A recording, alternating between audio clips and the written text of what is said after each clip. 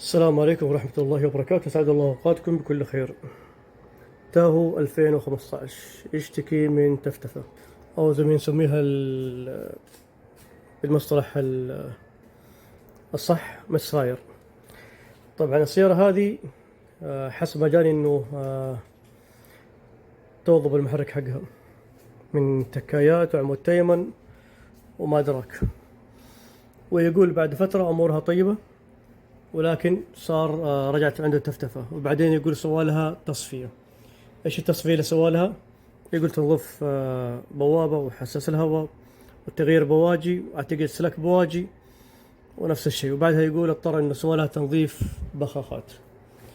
تنظيف بخاخات، سألته هل نظفتها طلعتها برا او على الجهاز؟ قال لا، نظفها بالجهاز في مكانها. التنظيف بالجهاز في مكانها ما منه أي فائدة، لأنك ما تدري عن حالة البخاخات السليمة من الخربانة أثناء التنظيف. فالأفضل اللي ينظف البخاخات خارجيا، يفكها ويحطها على الجهاز الخارجي وينظفها عشان يعرف مستوى ضخ البخاخات من ضعفها من أوساخها من تلفها. وفي هذه الموديلات أحيانا يكون فيه العطل الشائع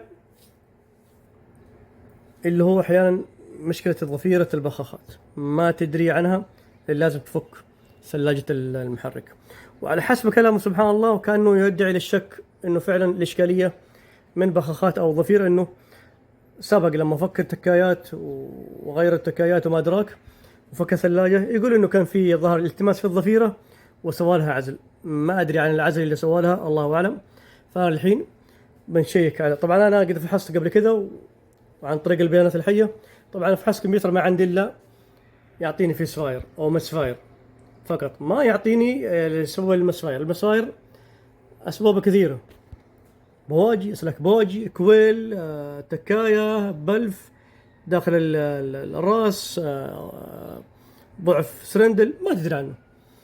فالتفتف اللي عندي او المسفاير اللي عندي متنقل، وعلى حسب كلامه مغير اللي هو البواجي وسلك البواجي والكويلات، وبعدين الحين تيجي وتظهر وتختفي مع الدعس وهذه. فحين الآن بنسوي الفحص الإجرائي اللي أنا أسويه خارجيا، إنه مثلا البوجي رقم 1 اللي فيه إشكالية راح نغيره باثنين، وإذا انتقل معنا العطل كان بها، ما انتقل معنا العطل راح نسويه بس لك البوجي بالبوجي. وفي الكويل هذه تعتبر لي أشياء خارجية، إذا ما تحسن أو ما تغيرت الأعطال هذه أو المسفاير صار ثابت، فمعناته عندي الإشكالية من داخل البخاخات أو ما أدراك. وبرضه أنا بفك البوجي اللي فيه المسفاير وبتأكد هل في ريحة بنزين أو لا أو كربون، راح يبين معنا. طبعا دخلت على الكنترول المحرك ورحت على البيانات الحية عن طريق اللي هو داتا ستريم، واخترنا له المسفاير داتا، ونختار الآن رقم 1 2 3. طبعا فيها الحاضر وفيه اللي هو السريع التاريخ قديم. فالتاريخ القديم انا ما علي منه، انا علي من لما نشغل راح نشوف مع بعض.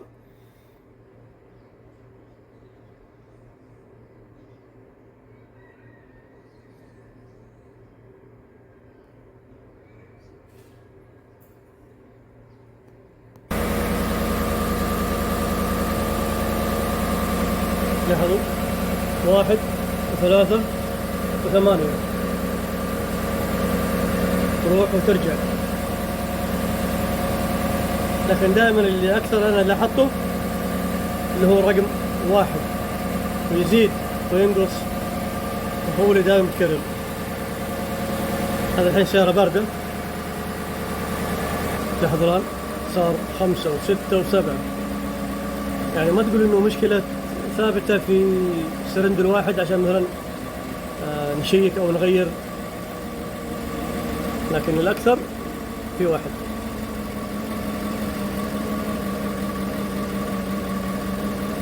واللي لاحظتم انتم الان اغلبها مر عليها المساير من 3 إلى 4 إلى 5 إلى 6 إلى 7 إلى 8.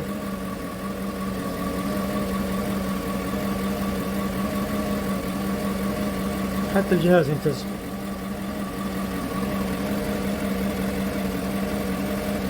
وهذه مشكلة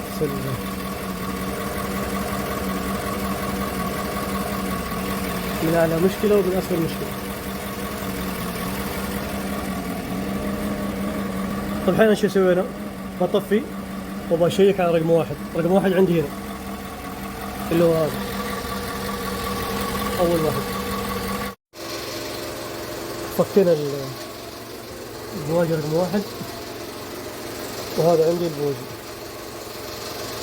في علامة لمعة، بس والله ما أدري البنزين مو ذاك الواضح الريحة فيه إنه ريحة بنزين. على العموم راح نغير بفك برضه رقم اثنين وبنشوف أو نبدل بينهم وبنشوف انتقال أو حركة المسفاير هل تنتقل ولا لا. طبعا هذا كان رقم واحد، ولاحظوا أرحم مما توقعت. وهذا اثنين، هذا اثنين اللي مسفاير فيه أقل، لاحظوا السواد اللي فيه وعليه أثر زيت. طيب تونا مفكين الروس وغيرين تكايات ويطلع زيت.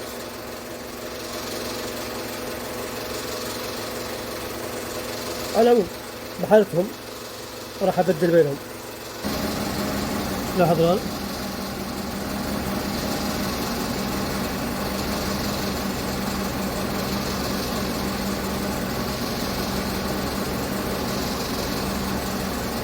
انتقل المشكلة من واحد إلى ثلاثة، يعني الإشكالية من البواجي، الإشكالية من البواجي.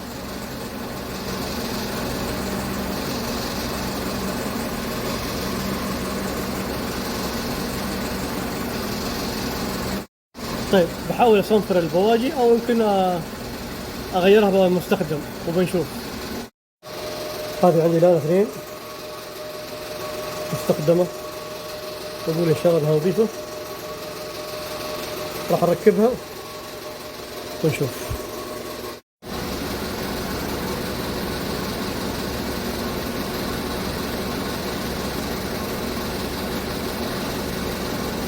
ركزوا بس معي على واحد ثلاثة.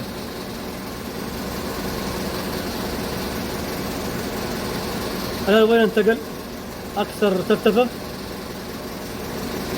في 6 ومرة 5. الآن ما بين 5 6 و7. لاحظوا فوق. طيب 6 عندي هنا اللي يعتبر ما قبل الأخير، قبل الأخير 8 حلو. و5 و7 عندي هنا في جهة السواق.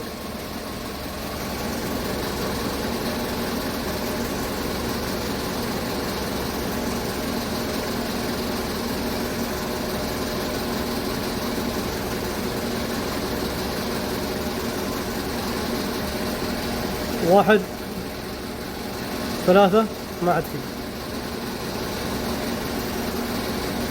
أبغى أركز أكثر على 6 5 6 5 6 هنا و5 هنا. بعد الإشكالية في البواجي لأنها تجاري، أو أنه في إشكالية تعجل من هلاك البواجي. طبعا وأنا قاعد أنظف البواجي اللي هذا طبعا كان رقم 3 وهذا كان رقم 1. هذا كان فيه ترتفة أكثر، وهذا كان رقم 3 اللي بدلت بينهم وانتقلت المسفاير. طبعا لما غيرت البواجي برضه بستخدمها من عندي، وهذه اللي كانت عليها في السيارة نظفت هذا. ولاحظوا الراس اللي هنا في مسافة بينها وبين راس الشرارة. حلو. هذا اللي كان نظافة أقل وكان ترتفة أكثر. لاحظوا المسافة، الراس هذا مضروب أو مدقوق، فصار ملامس راس الشرارة وما يعطي فرصة للاشتعال الصح. لاحظوا المسافة. هذا حسوي لها تنظيف وأعدل الراس. هذا يبدو لي انه طاح عليه البوجي او شيء من هذا الكلام، لانه هذا الراس ما يطيح من عبث. وهذا بعد التنظيف والتعديل.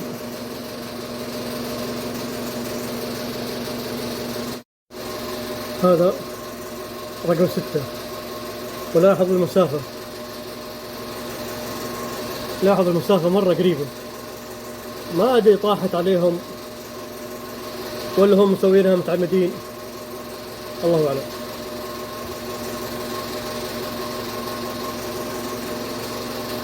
طيب بسوي له تنظيف وبرجعه مرة ثانية وبنشوف.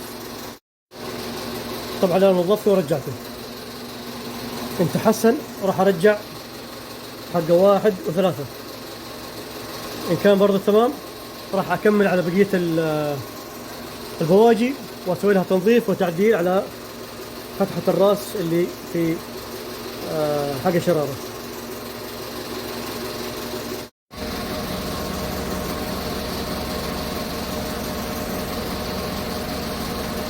هلا والله.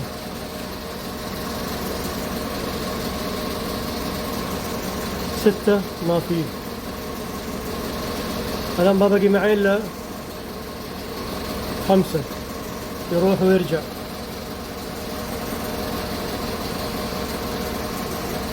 يعني والله مشكلة. احنا دائما نفكر المسفاير المتنقل يكون بسبب ضعف بنزين او مشكلة في الضفيرة التماس. طلع حتى برضو البواجي لما تعطي شرارة غلط او فيه خلل في الشرارة حقة البواجي تلخبط على بعض الكهرباء في بعض المنظومة. الحين 6 ما عاد فيه، 1 3 ما فيه، الآن بقي عندي إلا 4 يروح ويرجع، 7 بعض الأحيان، 8 ما عاد رجع. فيعاد شوف لحظة الآن 4 و7 وبعض الأحيان 5.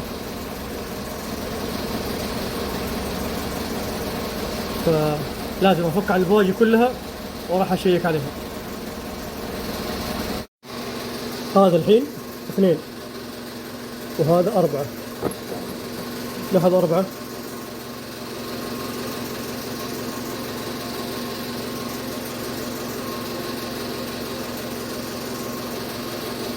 الرفضة قريب وبرضه في كربون. وهذا 2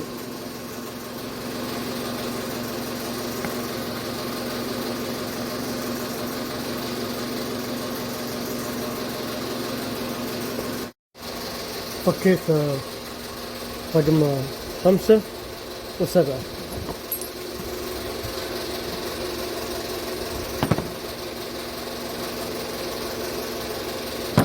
وهذا عندي 1 و3 اللي بدلتهم من عندي، راح أشيلهم الآن. فكيت أنا وراح أرجع الأولات هذه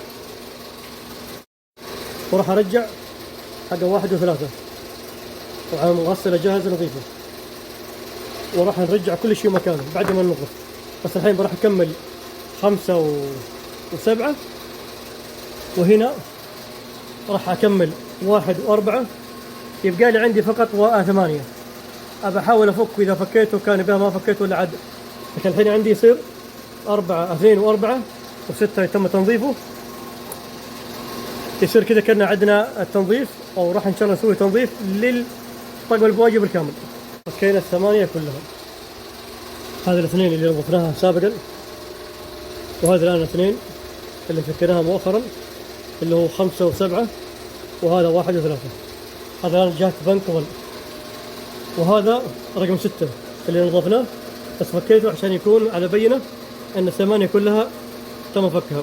وهذا عندي 2 و4 و6 أو 8، هذا 6. فراح الآن نسوي لها تنظيف بالكامل. لاحظ برضه هذا كيف الراس نازل شوي، هذا تمام. على العموم راح الآن كلها نسوي لها تنظيف، وراح نركب أو راح نشوف بعد التنظيف. هذا الآن بنك 1 أو بنك 1 جهة السواق تم تنظيفها، طبعا كلها حقت الوكالة سابقا. وهذه بنك 2 بعد التنظيف. وايضا فتح راس الشرارة شوي. الحين راح ان شاء الله نركب ونشوف مع بعض. الله اكبر.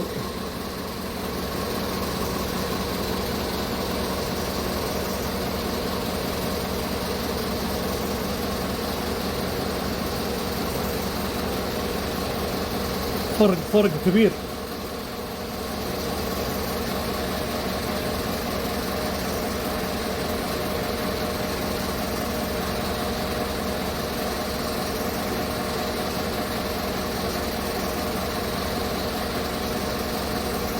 طبعا بخليها شغالة وقت طويل، يمكن حدود الساعة. عندي دباب حق الولد بسوي له صيانة وبخليه شغال، وبتأكد منه على بال ما أشتغل هنا وأشوف هل يروح ويرجع ولا خلاص. هذا أنا عندي أصفار، معناته بغيت أفك الثلاجة وأفك البخاخات وأشيك على الضفيرة، وكله بسبب أنهم قالوا غيروا كل شيء جديد، وأنا ما لومهم. بس لكن البواجي جديدة كلها، والبواجي فعلا جديدة، بس إيش الإشكالية؟ الله أعلم. هل طاحت عليهم؟ الله أعلم. هل تأثرت البواجي على المدى، مع أنه ما كملت ولا حتى ظهر سنة أو أقل من سنة؟ طبعا السنة هذه أقل من سنة توظيف مع البواجي مع كل شيء.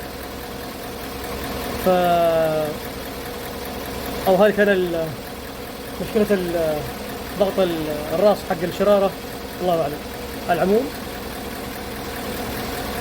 لو ما بديت بالخطوات الروتينية كان راح فكيت الأمور أكبر، وكان المشكلة قد تكون بسيطة، بواجي وتغييرها. لكن أنت إذا كان ما تدري عنها إيش بتسوي؟ كويل، بواجي، سلاك، تكايات، بلف، راس، سرندلات، بخاخات، ضفير بخاخات، ضفير كويلات، ما. فالحمد لله الله كرمنا، بدينا بالأشياء الروتينية الخارجية ولقينا فيها بعض الأوصاف وبعض التعديلات عدلناها بعد التنظيف، والحين ما شاء الله تبارك الله.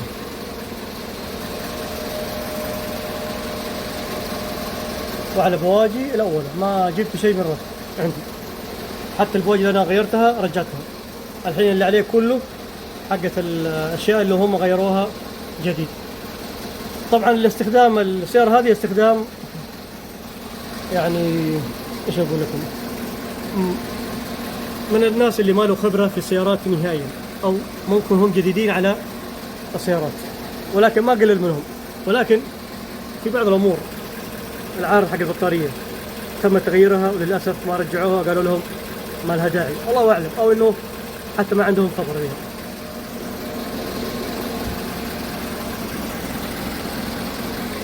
الفيش هذا وانا اجزم انه انكسر الكليبس حقه، مع انه ما هو مشكله، لكن هذا له تثبيت هنا يركب هذا الشكل، لكن الكليبس اللي هنا مكسور. كان كذا مع اثناء الفك والتركيب اتوقع واحد ضغط عليها. بحاول اثبتها اذا قدرت. على العموم الان المشكله اللي جت عشان عندي فيها تم حلها بفضل الله. ايضا الظاهر الله اعلم في ترسيم في الماسوره حقت المكيف، وانا الحين اقول اذا صار في اشكاليه في الماسوره هذه فلا يغيرها بنفس الماسوره، يغير حق موديل 2016 الى ال 2020 تيجي من اسفل، لان هذه جت في الدفعه الاولى حق 2015 وكان للاسف علي مصرعي يحك في الليات. فتجيب ماسوره 2016 وطالع تيجي من اسفل وتركب، وهو نفس الكمبرسور بنفس التكييف نفس كل شيء، بس اللهم كان في الدفعه الاولى بعض الاختلافات، ومنها كان ماسوره المكيف والثاني البنزين يجي له غطاء 16 ما عاد يجي له غطاء. امور بسيطه ما اذكر، لكن الشاشه برضو الوسطيه في التاهو تيجي صغيره، في الدفعه الثانيه او 16 تيجي كبيره. على العموم الماسوره هذه بالذات اذا صار في اشكاليه فعلا يغيرها بحق موديلات 2016 17 18 الى 2020. طبعا طبعا هذه السرندلات الثمانيه 4 وهنا 4 دام كلها اصفار، فانت اعرف ان السرندلات والمحرك على العال، فالله يعطيهم خيرها تكفيهم شرها. طبعا اي رقم او اي سرندل في ارقام معناته انه في ضعف او في تفتفه او في ضعف شراره. الحين ما شاء الله تبارك الله.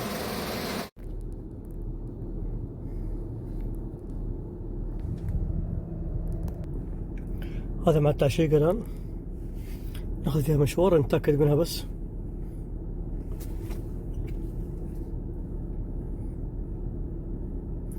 طبعا السيارة فيها شوية عضلات من تحت يحتاج لها إعادة تربيط زي مقصات أعتقد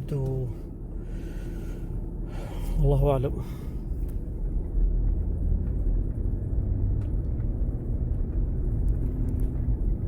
ما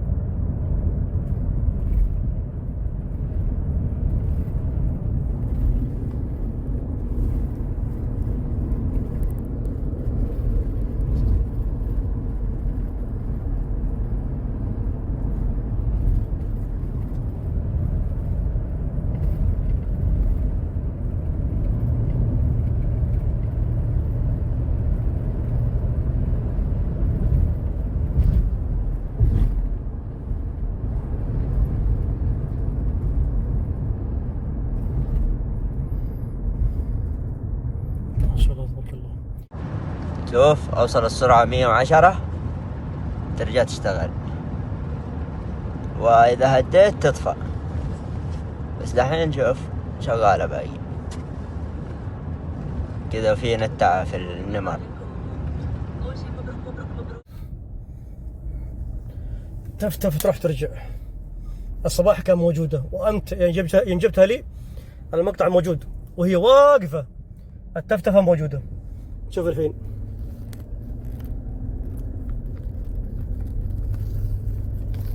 تفتفة بسيطة لا تذكر في 7.5. لا المشكلة تروح ترجع.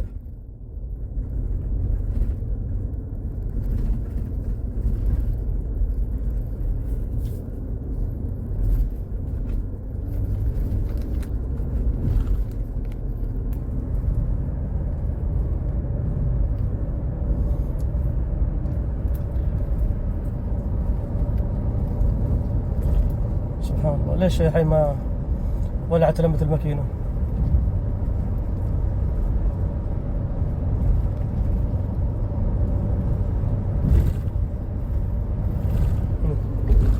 هذا على سرعة 100.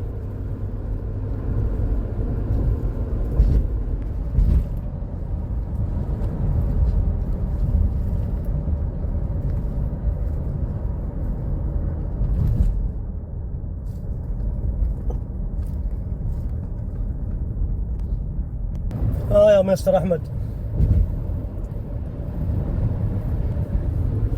إيش باقي عاد؟ اضطريت أطلع برا أجرب أنا، والله العظيم ماني مضطر إني أجرب، لكن إيش أسوي؟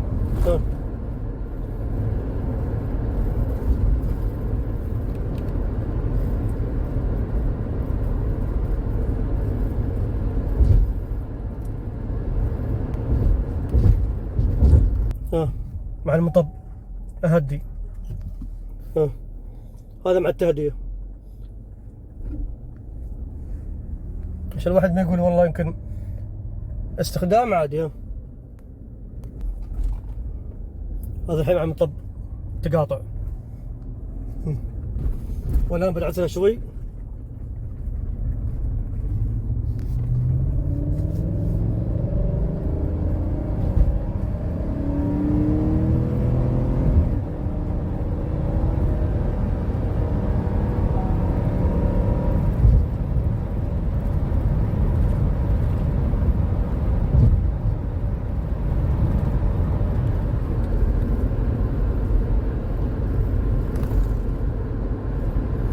قول لي ايش تبغاني اسوي.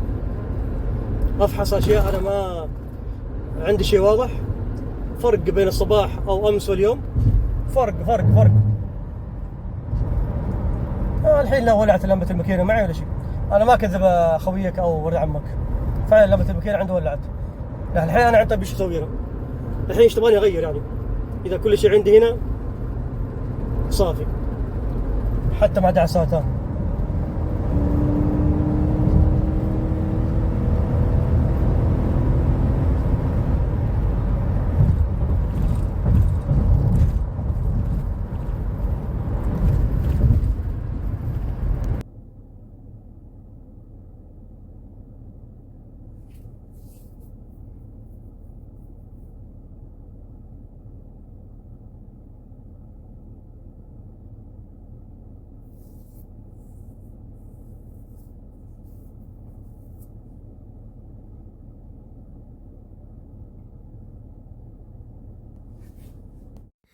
والله سبحان الله، خلصت من السيارة الصباح وكل أمورها تمام. أخذها راعيها بالليل، ما كمل مشوار، حدود يمكن 20 كيلو 30 كيلو، اللي يقول لي رجعت التفتفة. قلت آمنا بالله. جابها عندي وأنا شفت المقاطع اللي أرسلها إياه لما الماكينة ولعت، ويقول أثناء التهدئة تولع الفليشر حقت لمبة الماكينة، يعني فيه مسفاير. طيب جابها عندي وإحنا على بعض شفناها مع بعض، ما ولعت شيء، السرندرات كان تمام. فقلت أخليها أشيك عليها مرة ثانية عاد عشان أشوف يمكن البواجي رجعت فيها إشكالية ولا لا.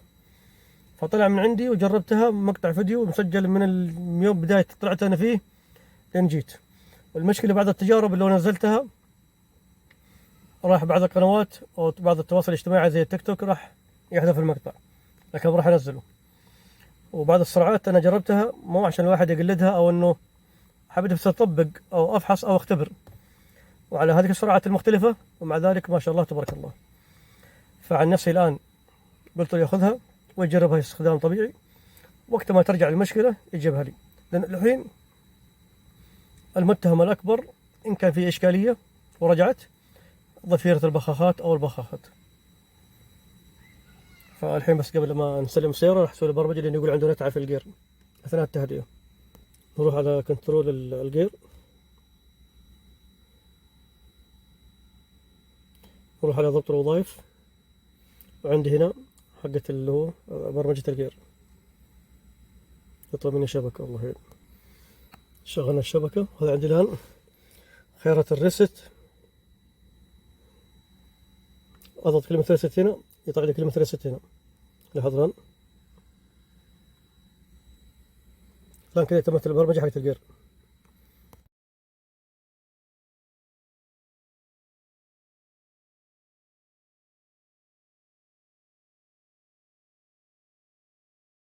إن أعجبك الفيديو لا تنسى الإعجاب والاشتراك في القناة.